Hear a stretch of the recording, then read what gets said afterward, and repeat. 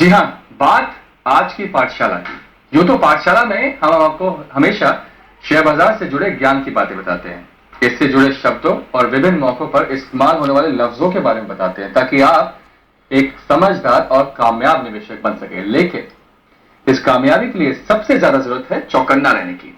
इसलिए आज की पाठशाला में हम आपके लिए एक ऐसा ही टॉपिक लेकर आए हैं जिससे आपको सचेत और चौकन्ना रहना है।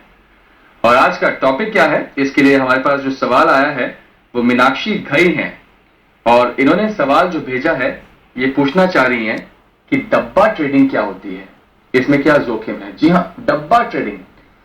आप शेयर बाजार में जब निवेश करते हैं तो बिल्कुल एक लीगल तरीके से और बिल्कुल एक सेट तरीके से हम शेयर बाजार में जब बात करते हैं, निवेश करते हैं। लेकिन काफी लोग होते हैं वो जानना चाहते हैं डब्बा ट्रेडिंग होती क्या है, क्योंकि काफी चर्चित शब्द है। ये चर्चित तो है लेकिन उसके नुकसान क्या हो सकते हैं, इसी पर सारी बातचीत करने के लिए हमारे साथ हमारे रिसर्च एनालिस्ट जुड़े हैं डिम्पी। डिम्पी, ये डब्बा ट्रेडिंग होती क्या है? काफी बार सुनने को मिलता है कि डब्बा ट्रेड हो रहा है, डब्बा ट्रेडिंग देखी जा रही है, छापेमारी होती है। ये डब्बा ट्रेडिंग क्या डब्बे की तरह ही है क्या? देखिए मधुर, काफी हद तक इसको कह सकते हैं कि डब्बा ट्रेडिंग डब्बे की तरह है, लेकिन आप इस पूरी जानकारी जो आपके सामने हम रखने वाले हैं, पहले इसके एक डिस्क्लोजर दे दें और आपको साथ ही बताएं कि ये एक इलीगल ट्रेड है, एक ऐसा मेथड है जिसमें बाजार का जो दूसरा पक्ष है, यानी कि कहें कि जो इलीगल पक्ष है, वो यहाँ पे जागरूक रहता है और एक्टिव रहता है, जो कि बाजार के अंदर काफी तरह के डिस्टर्बेंसेस भी क्रिएट करता है। तो इसलिए ये सिर्फ एक आपको एक तरह की चेतावनी है, या फिर एक कहें कि अगर आप इस बिजनेस से हैं तो इसके बारे में आपको सचेत करना चाहते हैं, इसके बारे में आपको जानकारी देते हैं। अब बात आपने पूछी डब्बा ट्रेड आखिर है क्या। देखिए, डब्बा आप खुद से जानते हैं, जो बाहर से जितना सॉलिड दिखता है अंदर से उतना ही खोखला होता है। तो इसी तरह से कुछ हद तक ये ट्रेड भी है। अब डब्बा ट्रेड की पहले आपको ये चीज बता दें कि इसका आकर्षण क्या है, कौन लोग इसमें ज्यादातर जाते हैं।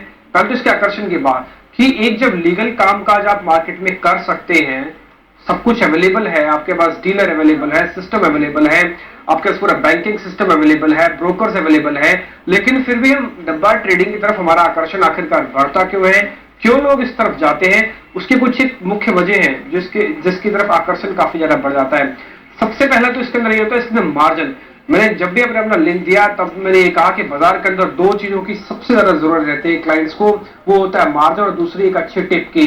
अच्छी टिप लगातार न्यूज चैनल्स, अखबार और कई जगहों से मिलते रहते हैं, लेकिन मार्जिन जो होता है ब्रोकर टू ब्रोकर डिपेंड करता है।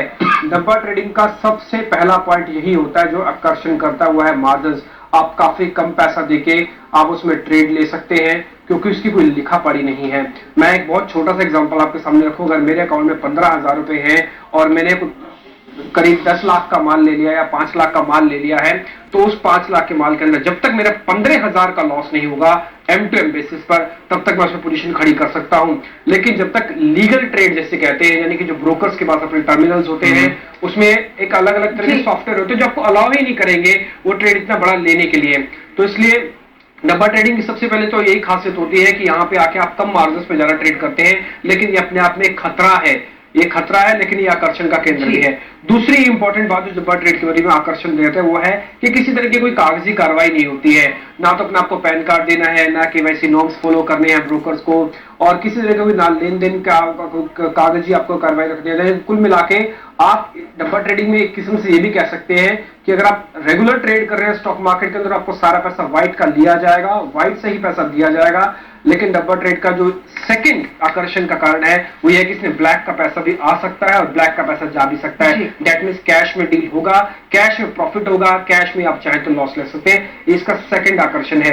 तीसरी इंपॉर्टेंट बात यह है कि इसमें टैक्स या सिक्योरिटीज के रिगार्डिंग जो भी चीजें होती है वो उसका लेन देन ही नहीं होता। ये सबसे इंपॉर्टेंट बात है, क्योंकि उसका एक तरीका है, जैसे आपने कोई ट्रेड बोला, उन्होंने सिस्टम पे वो सौदा डाला ही नहीं, तो जब सिस्टम पर सौदा डालेगा नहीं तो उसके रिगार्डिंग जो लॉ सिक्योरिटीज के रिगार्डिंग जो टैक्स खड़ा होगा वो होगा ही नहीं। ना तो ब्रोकर को पे करना पड़ेगा ना आपको पे करना पड़ेगा। हाँ, लेकिन कॉस्टिंग करते समय कई बार ब्रोकर उसको रीएडजस्ट कर देता है। जैसे आपने बोला कि मेरे को 52 रुपए 55 पैसे में आप खरीद रही है, तो ब्रोकर्स कहता नहीं आपको 53 रुपए मिलेगा, तो आप 53 रुपए में उस चीज को ले लेते हैं। तो ये कुछ एक चीजें हैं जो आकर्षण का केंद्र है इस डब्बा ट्रेडिंग के अंदर। डिम्बिस के अलावा क्या डब्बा ट्रेडिंग और क्रिमिनल ऑफेंस की श्रेणी में आता है, और ऐसे लोगों के खिलाफ क्या कार्रवाई हो सकती है? देखिए, अपराध की श्रेणी में तो आता ही है, इसमें तो कोई दो राय नहीं है, इसलिए मैं आपको फिर से सचेत कर रहे हैं सारी जानकारी देते समय। जो आपको इसकी यूएसपी बता रहा हूं, यानी कि डब्बा ट्रेडिंग के आकर्षण है, इस आकर्षण के बहकावे में नहीं है, क्योंकि ये एक अपराध है, अपने आप में एक इलीगल वर्क है।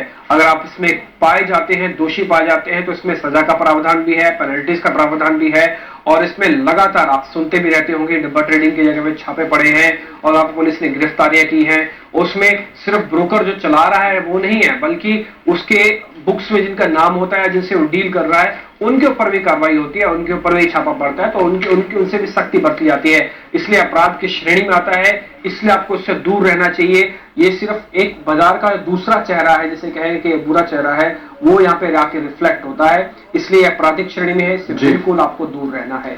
यानी कुल मिलाकर डब्बा ट्रेडिंग एक अवैध कारोबार की तस्वीर हमारे सम्मुख प्रदर्शित करता है। ये एक आपराधिक कृत्य है, जैसे कि डिम्पी बता रहे थे। कई बार इन कारोबारी ठिकानों पर रेड पड़ती है, कंप्यूटर्स और दूसरे रिकॉर्ड सीज किए जाते हैं, गिरफ्तारियां भी होती हैं। इसलिए हमारी कोशिश है एक सचेत, एक चौकन्ना निवेशक बनिए। समझदार निवेशक तो आप हैं ही, लेकिन चौकन्ना निवेशक भी बनिए। बहुत बहुत शुक्रिया डिम्पी, आपका ये जानकारी देने के लिए। चलिए, फिलहाल मिटकिया बाजार को यहीं समेटने का वक्त हो गया है। सिंह साहब, कार्यक्रम में आने के लिए बहुत बहुत शुक्रिया आपका। कुछ डिस्क्लोजर देना चाहेंगे? सांवरी एग्रो की बात की थी, इसमें हमारा अपना इंटरेस्ट है। बहुत बहुत शुक्रिया सिंह साहब, आज ये जानकारी देने के लिए।